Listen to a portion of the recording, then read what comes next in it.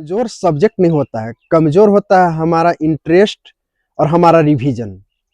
जैसे ही आप रिवीजन अधिक से अधिक करेंगे वो स्ट्रांग होते जाएगा। और इतना नमस्कार, जय हिंद। वर्दी पथ में आपका फिर से एक बार स्वागत है। आपके कमेंट का इंतजार मुझे भी रहता है और मुझे खुशी हो रही है आप लोगों को गाइड करके, क्योंकि मेरे समय में कह सकते हैं कि मुझे ऐसा कोई गाइडलाइन नहीं मिला था, या हम शायद गाइडलाइन तक पहुंच नहीं पाए थे जो अच्छे सुझाव दे सकें।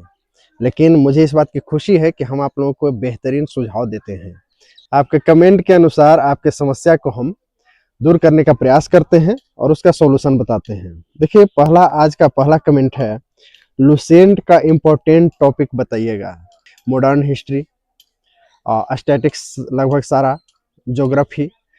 अब लुसेंट में इम्पोर्टेंट टॉपिक कहना मुश्किल है। लुसेंट अपने आप में जितना है काफ़ी छोटा है, काफ़ी कम है। वो अपने आप में पूरा इम्पोर्टेंट है, ठीक है।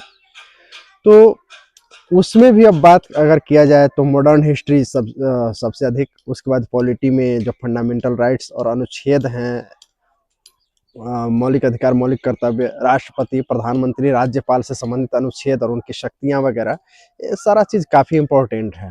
फिर इकोनॉमिक्स थोड़ा ज़रूर ध्यान दीजिएगा, क्योंकि अक्सर होता ये है कि इकोनॉमिक्स पर लोग कम ध्यान देते हैं और एग्ज़ाम में जब क्वेश्चन आ जाता है थोड़ी समस्या होती है। अब एक चीज़ हमेशा ध्यान दीजिएगा कि जिस चीज़ पर लोग सबसे कम ध्यान दें उस पर आप सबसे अधिक ध्यान दीजिएगा। निश्चित रूप से एग्ज़ाम क्लियर कर लीजिएगा।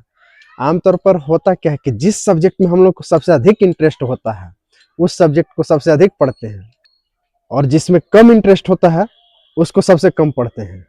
तो हमको इंटरेस्ट के अनुसार नहीं पढ़ना है, अपनी कमजोरी के अनुसार पढ़ना है। नेक्स्ट है, प्लीज कलर ब्लाइंड का कुछ बताइए सर। देखिए, कलर ब्लाइंड का कोई उपाय नहीं है, आप फिर भी लगे रहिए। मेडिकल में बहुत लोगों को बहुत तरह की समस्याएं नहीं आती हैं, आप मेरिट पर ध्यान दीजिए। एक है BS मेहता सुपौल, इनका कहना है, भैया प्लेटफॉर्म में 72, 66, 64 नंबर आता है, जानते हुए भी गलत हो जाता है, क्या करें प्लीज।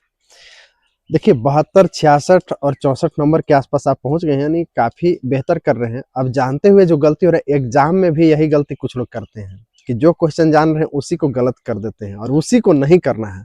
इसके लिए अधिक से अधिक प्रैक्टिस कीजिए, टॉपिक वाइज प्रैक्टिस कीजिए।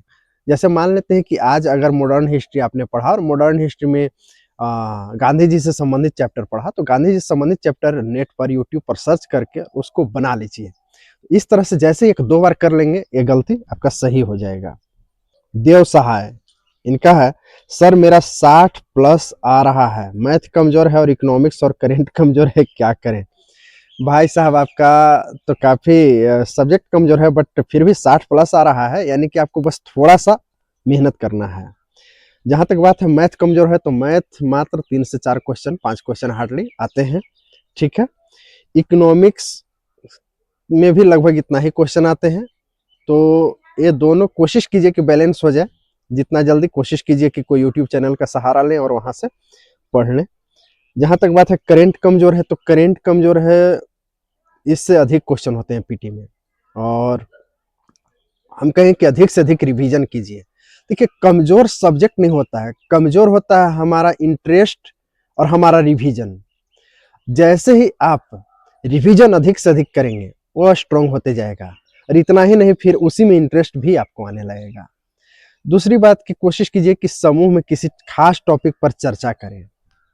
देखिएगा कि आपका जो सब्जेक्ट वीक है वो अच्छा हो जाएगा। और समय कम है, अब तो एक महीना से कम ही समय बच रहा है आपके एग्जाम का, तो कोशिश कीजिए कि जितना जल्दी इसको कवर कर लें। ये है MDST 786, इनका है, सर पीटी क्लियर करने के लिए मैथ पढ़ना जरूरी है क्या, उसके बिना एग्जाम क्लियर नहीं होगा, बाकी सब्जेक्ट अच्छे से किए हैं तो प्लीज रिप्लाई में। देखिए, पीटी क्लियर करने के लिए मैथ उतना भी जरूरी नहीं है, लेकिन फिर भी 1 नंबर और 2 नंबर से लोग रह जाते हैं। अगर मैथ हो और मान लेते हैं कि 5 क्वेश्चन पूछा और उसमें 3 आप सही बना दिए, तो आपके लिए प्लस पॉइंट है।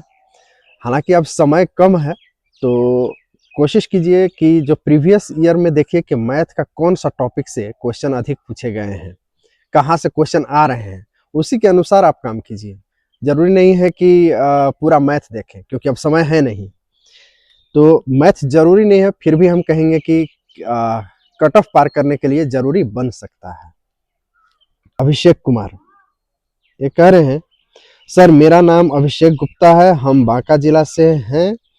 हम बिहार दरोगा के एग्जाम देने वाले हैं और हम प्लेटफॉर्म का सेट मारते हैं। मेरा नंबर 50-60 के बीच में आ रहा है, लेकिन मैथ में क्वेश्चन गलत हो रहा है। क्या हम मैथ के बिना पीटी निकाल पाएंगे प्लीज? इनका भी सेम क्वेश्चन है।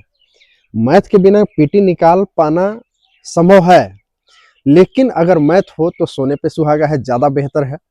अब समय कम है तो मैथ पर ज़्यादा ध्यान नहीं दीजिए, लेकिन आप ये देखिए कि मेरा प्लस पॉइंट क्या है। जैसे करंट पर अधिक ध्यान दीजिए, मॉडर्न हिस्ट्री पर अधिक ध्यान दीजिए, या फिर कोई ऐसा टॉपिक जो बाकी लोगों की तुलना में आपका अच्छा होना चाहिए। मान लेते हैं जो लोग मैथ बनाएंगे तो आप उनके अपेक्षा कैसे अधिक स्कोर कर सकते हैं। जैसे हो सकता है कि जिनका मैथ अच्छा हो उनका वर्ल्ड हिस्ट्री अच्छा नहीं हो, पॉलिटी का कोई खास टॉपिक अच्छा नहीं हो, इकोनॉमिक्स अच्छा नहीं हो, तो आप उसको स्ट्रॉन्ग कीजिए। आपका एक अगर पक्ष कमजोर है तो कोशिश कीजिए कि मेरा दूसरा पक्ष स्ट्रॉन्ग हो जाए।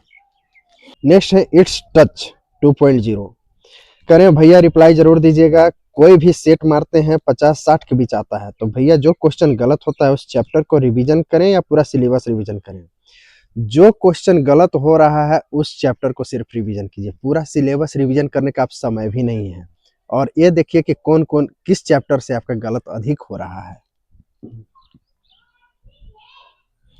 नेक्स्ट है बदमाश भाई। हाँ, बदमाश भाई का क्वेश्चन है, अभी तो सेकेंड ईयर में हूँ भाई, आप सेकेंड ईयर पहले फाइनल ईयर कर लीजिए तो आगे बात करेंगे, ऐसे आप लोगों के लिए एक अलग वीडियो बनाएंगे, ठीक है। ये था आज का क्वेश्चन। हम फिर मिलेंगे जल्द ही आपके नए क्वेश्चन के साथ। हम इसी तरह से आपका मार्गदर्शन करते रहेंगे। हमारे साथ बने रहिए, हमारे चैनल को सब्सक्राइब कर लीजिए, हम आपके मेंस तक आपका साथ देंगे और अच्छे फिर आगे चल करके एक अच्छे वीडियो भी लाएंगे जिसमें पूरा सिलेबस कवर होगा, पूरा पढ़ाई क्लियर होगा, ताकि आप आसानी से सफल हो सके। देखिए इस रास्ते पर मैंने चला है, मेरे अनेक साथियों ने चला है, तो निश्चित रूप से ये सफलता का रास्ता मुझे मालूम है, और आप कैसे सफल होंगे ये मुझे मालूम है। आपकी समस्या कहाँ है ये मुझे मालूम है, तो उस समस्या का समाधान भी मुझे मालूम है। बने रहिए हमारे साथ, मिलते हैं फिर अगले वीडियो में, तब तक के लिए जय हिंद।